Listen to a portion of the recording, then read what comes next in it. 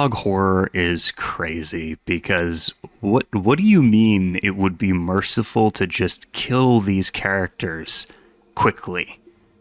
And instead they cling to life in the worst circumstances imaginable. I've been thinking about death recently. I know, a new topic for me, something I have never covered on this channel before. The final curtain, the passage of time, the great unknown, if you will. But what if I told you there are fates far worse than death? Things out there much worse than simply ceasing to exist. Those who know me in real life know that I cannot shut up about horror, and specifically about analog horror here on YouTube. And tonight we're going to be learning about some ideas and characters from multiple different series that explore horrific, torturous scenarios. Be warned, the topics we're going to cover are extremely awful and make it hard for me to sleep at night. So let's get into it. Now let's set some ground rules in the interest of both making sure that we're on the same page and also making my life easier by categorizing these ideas. For this video, I came up with 3 categories, and these represent common or recurring ideas of torture that we see used again and again in analog horror, just with different execution. The first is existential imprisonment. Characters trapped in a state of eternal consciousness, unable to die, and often unable to act. Kind of like the ending of I Have No Mouth and I Must Scream, when Ted's body gets grotesquely reshaped by the malevolent supercomputer Am over thousands of years into a blob creature while retaining something of the mind of a human. The second idea is psychological manipulation. Scenarios where entities continuously torment victims through mental anguish, paranoia, or forcing delusions upon them. And finally, physical corruption or transformation. Cases where the body is grotesquely altered or deformed. Now, you might notice that Ted example from earlier could also fit here, but what you're failing to recognize is no, it doesn't, because I said so. Obviously, I'm joking. I'm looking at it more, what's the best box that it fits? So get off my back. And one last thing, a lot of these characters do eventually die in their respective videos, but the suffering that they endure up to that point is the focus here. Cruel and unusual and just absurdly evil, so much so that when they do die, that death is like an escape from what they were persevering through and enduring. Let's get into category 1.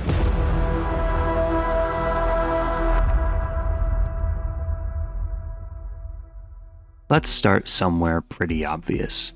Job Zamperini, the protagonist of Dr. Nowhere's The Boiled One phenomenon. Another thing that we've definitely never talked about on the channel before. Job, an American World War II veteran fluent in Morse code, becomes a victim of Fen 228, also known as the Boiled One. This entity is a tall, lanky, cognito-hazardous humanoid creature, a manifestation of trauma and a harbinger of psychological torture. Job's horrific fate lies in the cognito-hazard of the Boiled One's face. Merely seeing it triggers pseudocoma, a state of physical unresponsiveness where the victim is paralyzed yet retains a certain level of awareness. Think of it like your body is in a cage. You are fully conscious within it, unable to move, unable to scream, barely able to blink. And what makes it worse is it's this slow development that takes time to fully overcome the body. After his visiting grandson takes a strange photo in Job's backyard,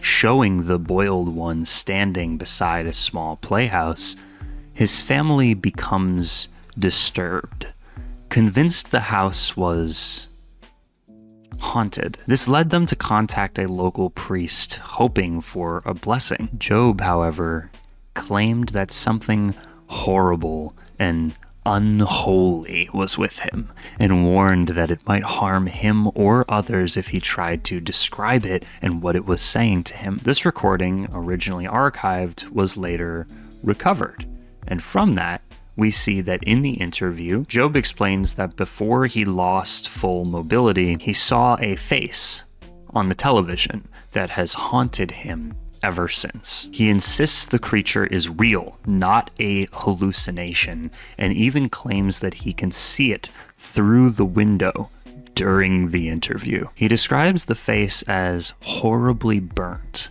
not of Lord Christ. Along with seeing the face, Job also hears the screams of many voices, and also, at night, before he goes to bed, the sound of trumpets blaring, though he believes the Lord Christ is still with him. And the interview ends as the boiled one's face rises outside the window of Job's room. Unfortunately, the paralysis is only the start. Job, like others in the story, is constantly subjected to these auditory hallucinations, unsettling trumpets, laughter, screams that plague him. Listen closely. Do you hear it? You will hear the laughter of thousands as the sky opens up. You will hear the trumpets play their happy sounds. The scalding blood of life will pour down onto us all, and together we will be still.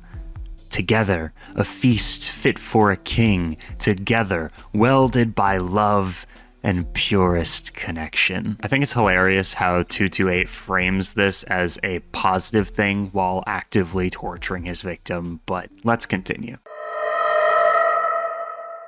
The Walton Files is a horror series of VHS animated tapes inspired by Five Nights at Freddy's. But to be honest, it's a lot more than that. Look at this art style and tell me you haven't seen 12 other series actively taking very heavy inspiration from this. It has a very old internet, Newgrounds quality to it that I adore, and it's pretty horrific, so that's nice. Jack Walton and Felix Kranken came up with the idea to create a restaurant aimed at kids with robotic entertainment, with the name Bond's Burgers under the management of Bunny Smiles Incorporated, also known as BSI. The restaurant would open on June 28th, 1974, 17 days after Jack mysteriously disappeared. 2 days afterward, the restaurant would host its first birthday party. Yay! That night, the lead technician and animatronic designer for Bunny Smiles, Susan Woodings, would make an audio recording logging the day and the irregularities she noticed in Bon, the leader of the Showstoppers, an animatronic band used and operated by Cyberfun Tech to entertain customers. She goes on to state that hopefully she'll be able to fix Bon and then close for the night. Sometime afterwards, Bon would mutilate Susan and stuff her into Banny, one of the other aforementioned Showstoppers. An awful, mechanical failure.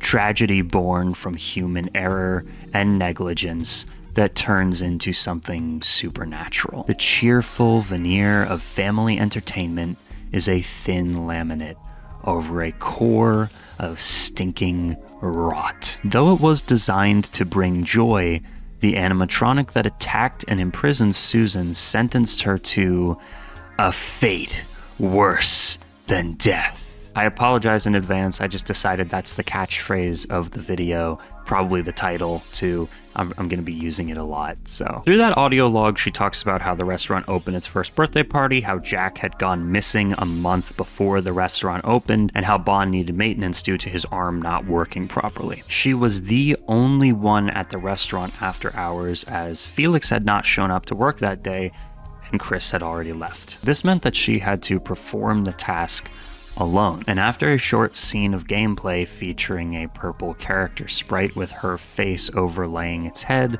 she approaches Bond, and right as she gets close, the screen glitches, before showing a grayscale image of Bond with his hand grabbing towards the screen and his eyes twitching around, with distorted music, before showing Susan's picture glitching and appearing to melt at the eyes and mouth. Some more distorted music plays, and then her face fades into looking very shriveled, with bloodshot eyes, green skin, and blood on her face. After this, the music silences, and then the shriveled face fades onto an image of a banny head with some blood on her snout. So later we learn exactly what happens here.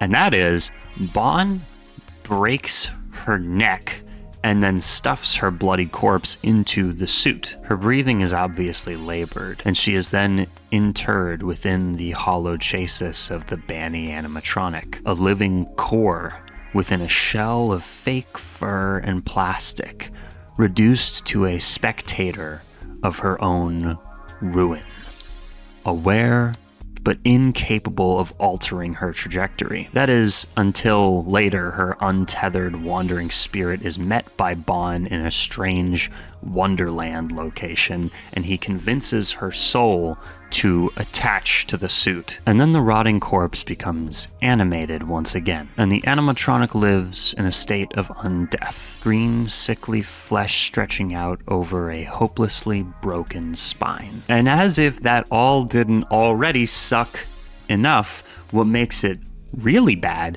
is how the tapes imply that she suffers in the suit while slowly losing oxygen because of her broken neck and the cramped and stuffy animatronic suit, probably very claustrophobic. She was also slowly starving to death. Like, imagine the smell of old wiring and stale grease and the metallic blood, your own blood, dripping onto the floor, the smell of your own flesh rotting and getting infected, cold, unyielding metal framework pressing against your body, and then just the muffled sounds of the world carrying on right outside the door. The gut-wrenching panic of seeing someone, a coworker, a cleaner, anyone opening up that door and looking right past you. You've become part of the set dressing, a prop, if you will. You'd think the smell might have notified the workers, but I guess the suit was sealed really tight. Anyways. Finally, before we turn to the next category, I want to draw your gaze to the 30-minute short film Heck, created by Kyle Edward Ball, almost as a proof of concept for the film that he would later make, Skinamarink. It's also disturbing as heck, if that means anything to you. In this story, there is no monster under the bed. The bed itself becomes an inescapable fixture in an endless, looping nightmare. It presents a domestic hell, a personalized eternity built from the architecture of neglect and regret within a family. The fates of an unnamed mother and her extremely unfortunate son are filled with the psychological agony of stasis, punishment that weaponizes memory and loneliness against its victims forever. The short film draws you into its oppressive atmosphere of mundane repetition. We see a young boy who exists in a dim, featureless house, calling out for a mother who never answers, playing with toys, and watching a television that broadcasts vague, static images. The horror can be found in the agonizing sameness of a daily routine that repeats for what the on-screen text suggests is the equivalent of 50 years or more. I think the audience is intended to be seeing this film through the eyes of the child, hence why it's called Heck, because the kid literally is not allowed to say hell. And this is Heck, a heck of profound isolation and just an eerie quietness, which is a direct correlation to the emotional neglect that the boy likely experienced in life. His plaintive calls for mom is the sound of a soul seeking comfort in a void that will never provide it. What you could say is that Heck proposes a terrible fate, a fate worse than death. Their punishments are tailored to their perceived sins. It's cruel and kind of brilliant, although it's also just really, really messed up. Like, both this film and Skinamarink are pretty much child abuse horror, and it is very uncomfortable, to say the least. The film implies the boy had cancer before he ended up in this limbo, which further implies that both him and the mom are literally dead and in some, afterlife. He is innocent, and in the film he shows like remorse over the fact that he was a burden because he had this illness. And so in this heck, he is not subjected to physical torment. He is, however, stuck in this preservation of his childhood loneliness, amplified to an infinite degree over, again, 50 years of just aimlessly wandering around this repetitious, never-ending home alone. We do eventually get to see his mother, though, and she's been reduced to a twitching, fleshy mass on the floor. Her mouth, the instrument of her neglect and unkindness, is completely gone, seemingly. And what makes it worse is that she exists in the same space as her suffering child, conscious of his fear and her absolute inability to do anything about it, to ever have the chance to soothe it again. He even says, "I hate you," at one point, and she has to hear him call for her over and over again, and she can't do anything about it. The vision of Heck portrayed is eternal, conscious confrontation with the consequences of one's failures. The mother is damned to an eternity of impotent regret, while the son is damned to an eternity of need for his mom that he can never see again, that he can never reconcile with. They are together yet apart, prisoners in a silent, dark diorama of their own fractured relationship, forced to play out these roles in a tragedy with no end, no climax, and no resolution, built on the unbearable weight of what was left unsaid and undone. Let's move on to category 2. You fucking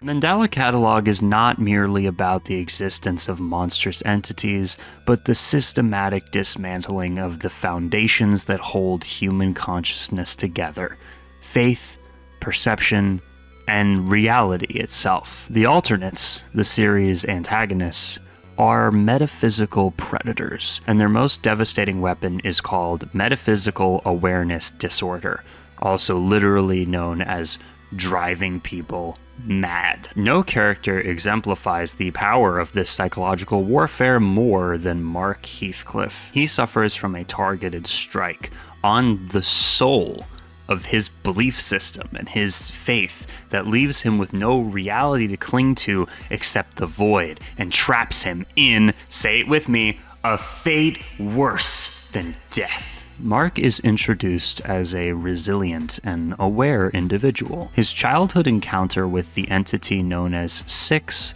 left him with deep-seated paranoia, a trait that ironically serves as his primary defense mechanism, and it seems to work pretty well. He is shown to be devout, clutching his Bible and writing reassurances of God's love in his notebook. He follows protocols, he barricades himself, and he endures.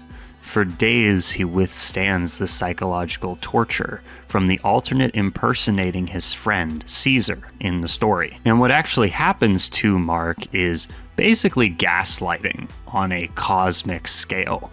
The alternate isolates him and demonstrates that the authorities will never come to help him. He is alone.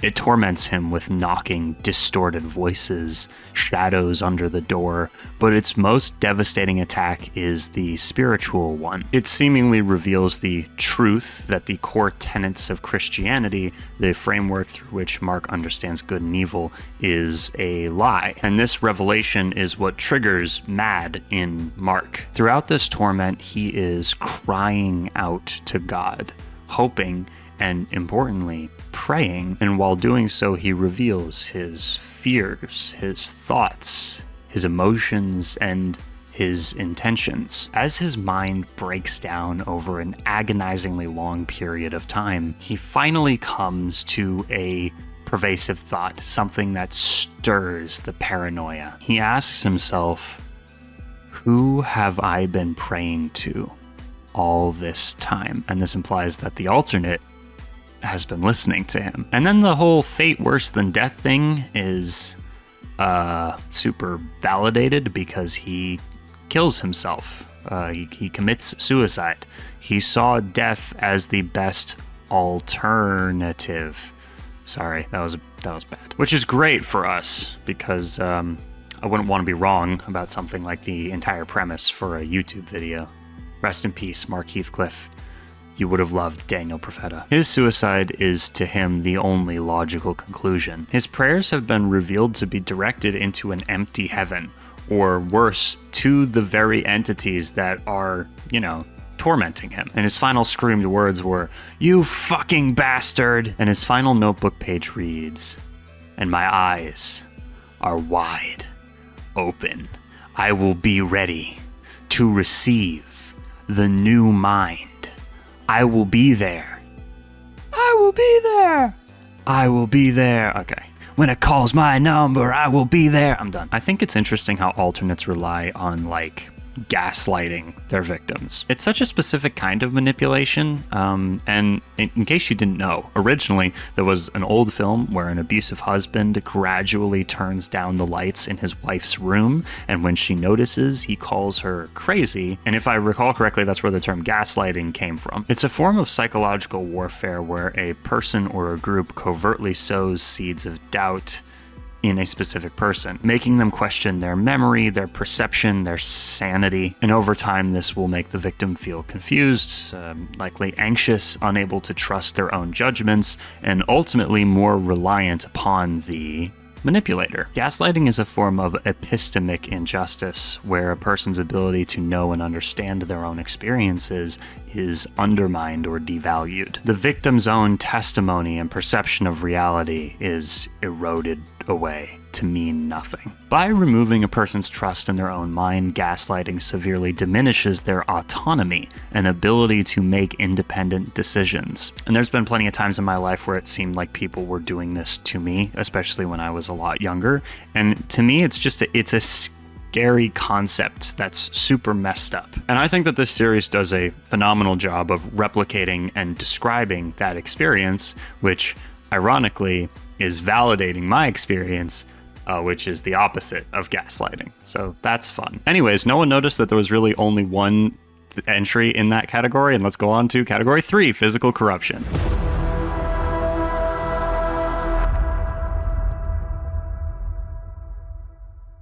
Gemini Home Entertainment is such a jewel of a series. Within the cosmos of analog horror, few concepts are as upsetting and disturbing as deep root disease from Gemini Home Entertainment, an illness that repurposes the host, methodically dismantling human biology to create something entirely other. This concept appears in the video of the same name, which opens with a view of some flowers, and the whole thing is framed as a PSA from a health production company. And then we ask ourselves, what is deep root disease? And this video does not disappoint in answering that question. It reveals this is an alien disease known as roots, which can infect humans and create bulbs, which soon become sprouts. When going over contraction, it simply shows a man sleeping in his bed. The video then goes over questions to ask, bringing up that they will have become vessels if they respond in a certain manner to 4 or more of the questions. The video then covers sprouts, and the roots seem to be sprouting out, as revealed in Home Invasion Help, which is a representation of the stringy, moss-like mass the host becomes when in the final stage of infection, as the sprouts seem to occur in the mouth. A person becomes something known as nature's mockery, which was revealed further in the video Shifting Tendons. Nature's Mockery has an incredibly bizarre appearance. They are a reddish color with a stout base and a lump on one side. The overall structure becomes thinner until it reaches a branch at the top, alongside two other things that kind of look like tendrils. Nature's Mockery has been shown to be capable of absorbing other humans, with the victim's arms and head dangling out of them. It eventually just keeps sprouting and disfiguring the host of the infection up to a point where they are not even recognizable as a human at all. Nature's Mockery is initially shown in the series as a dangerous plant that the viewer is taught to avoid at all costs, which I think is kind of hilarious. The side effects of coming into contact with one include hallucinations, sudden muscular paralysis, body disfigurement, and flesh decay.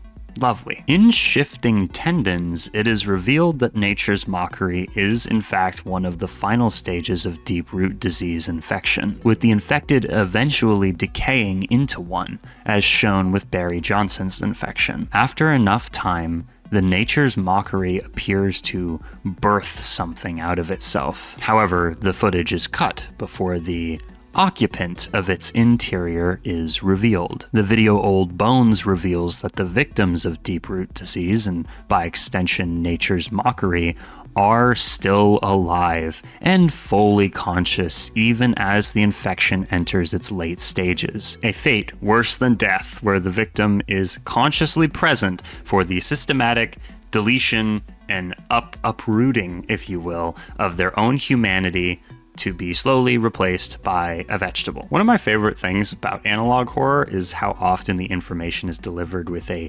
sterile, bureaucratic tone. It's almost like a PSA that really contrasts against the grotesque reality that it's describing. We see the language of public safety and health being weaponized almost to explain a process of inescapable bodily betrayal. And the matter-of-fact narration of the stages lulls the viewer into a sense of like scientific comprehension, only for later episodes to tie everything together, and you have this holy shit moment where it's like, I had no idea what was going on the whole time, even though it felt like I did. I was being lied to.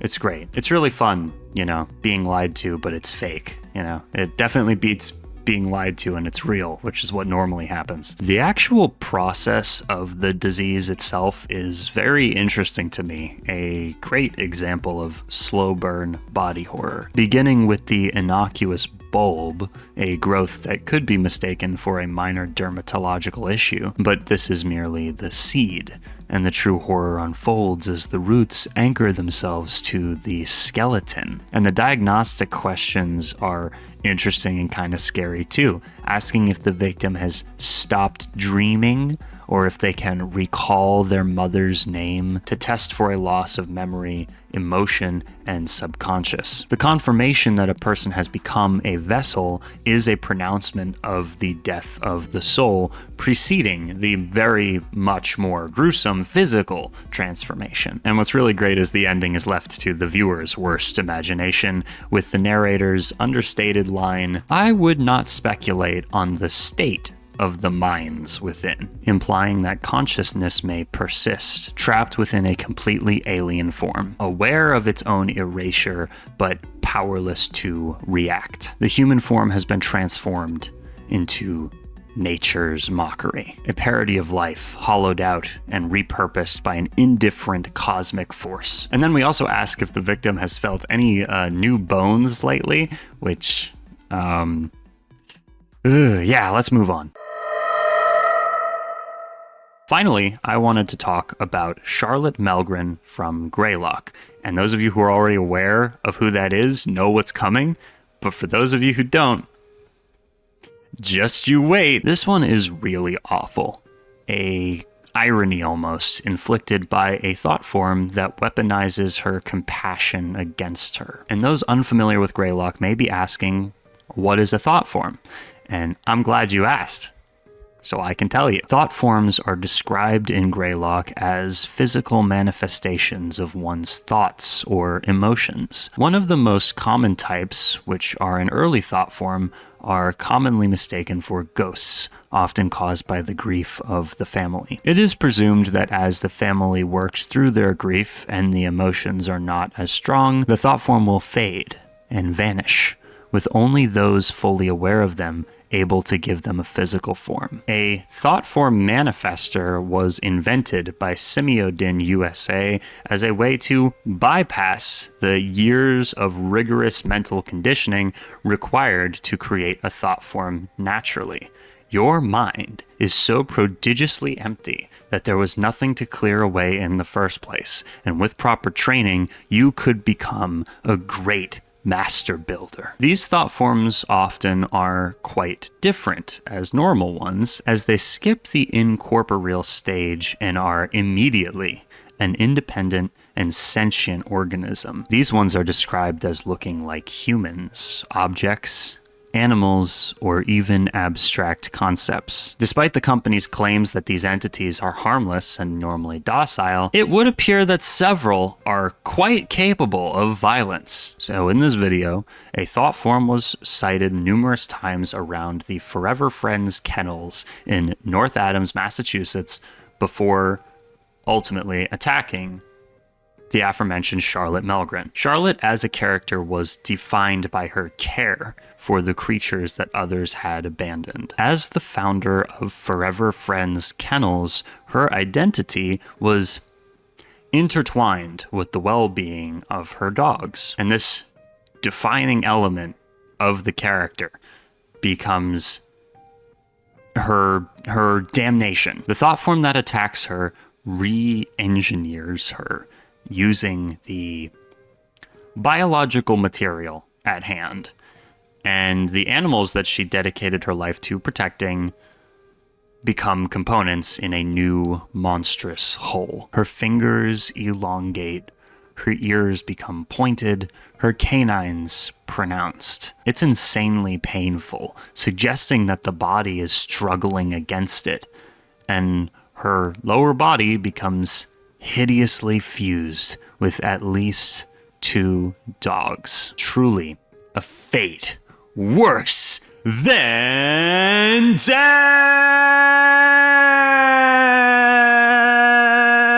In the video, the sergeant who finds her does not discover a monster. He sees Charlotte herself, mid-transformation, begging for help. Her pleas devolving into an inhuman, droning howl. She is present, aware, and utterly helpless as her capacity for human communication is stripped away, leaving only that primal, barking howl. It is unclear if she technically died when the transformation was complete, or if some part of her mind lived on. Conclusion.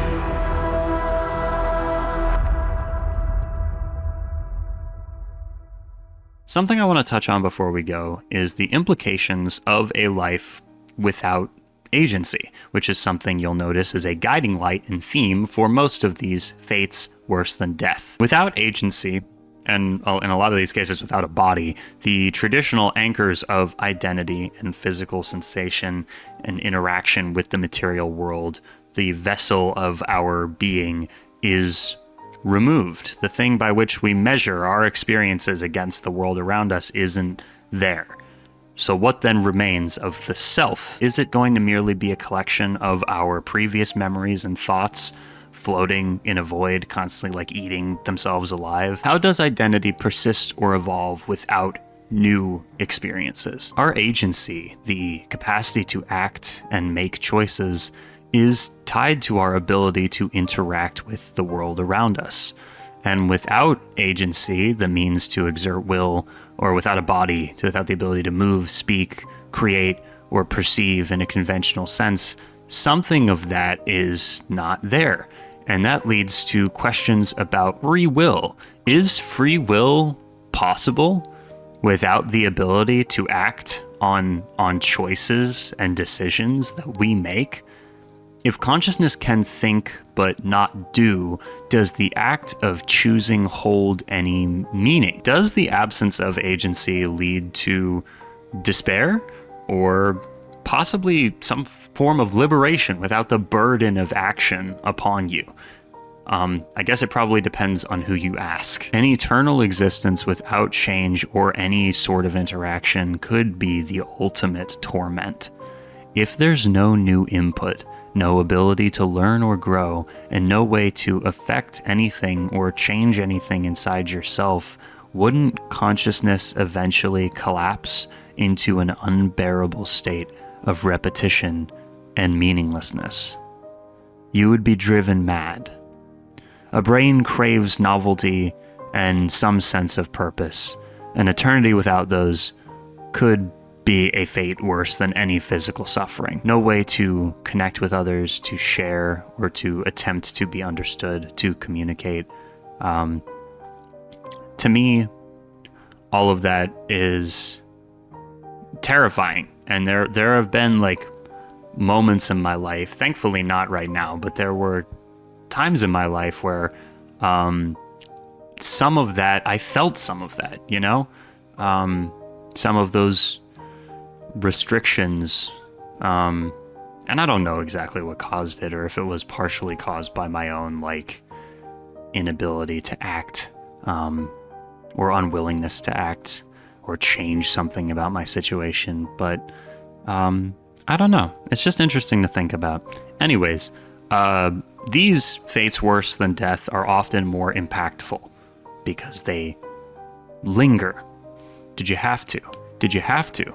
Did you have to let it linger? Forcing the victim and us in the audience to confront that loss of self, agency, or humanity. Anyways, thanks for watching. Before we go, I'd like to thank all the enablers over on Patreon. First, the new one, Danny Lantier. Thank you so much for joining. And yeah, thank you, Kira, AJ, Darkbeast, Bile, Coyote, Cuba, Batnoise, Fenix, Bees, Joy, Amelia, Boris, Panflute, Thomas, Audrey, Justin, Lou, Ray, ZK, Tom, Dave, Elky, Stardrop, Nude, George, Joseph, Mr. Fox, Possum, Kyojin, Drarko, Geek, Lori, April's, Kira's, Things, and Danny. See you in the next transmission. Goodbye!